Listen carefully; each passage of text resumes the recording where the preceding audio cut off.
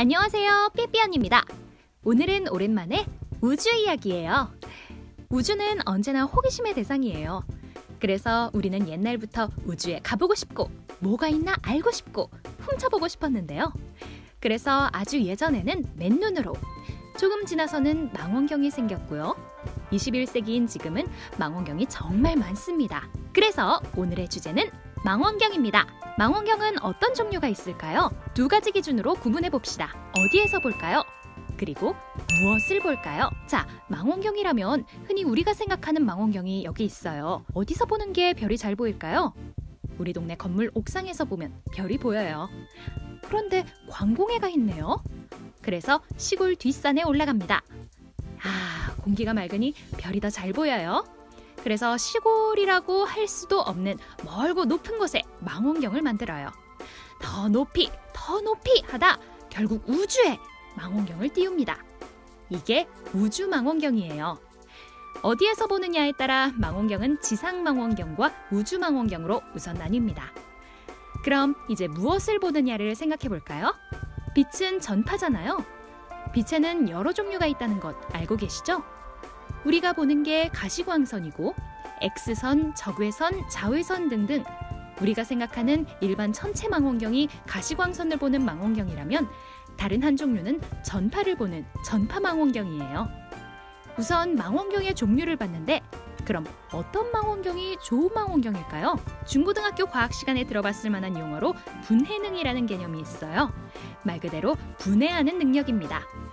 이게 좋으면 먼 곳에 서로 가까이 있는 두 점을 분리해서 보는 능력이 좋아요.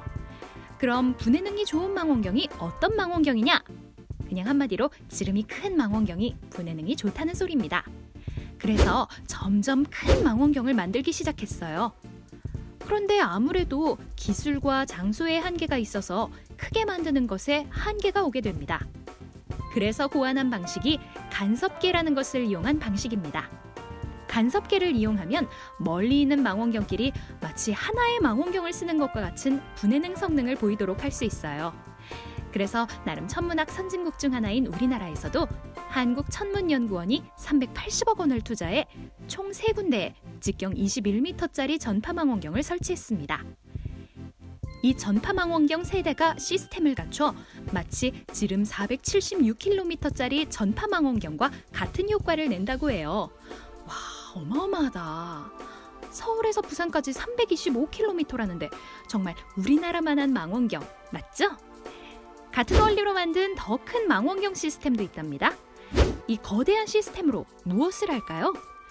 천문학자들은 수십억 광년 떨어진 은하나 퀘이사, 그리고 그 중심에 보통 존재하는 블랙홀과 같은 것에 대해 연구하고 그것들의 진화에 대한 정보를 얻는다고 해요. 쉽게 말해 은하와 별 주변에서 나타나는 여러 물리 현상을 연구한다고 하면 되려나요?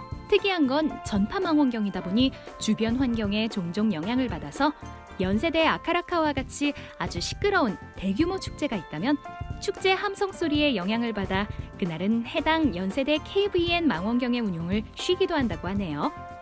언젠가 한번 망원경 건물 안에 들어가 보고 싶지 않나요? 그럼 오늘은 여기까지. 안녕.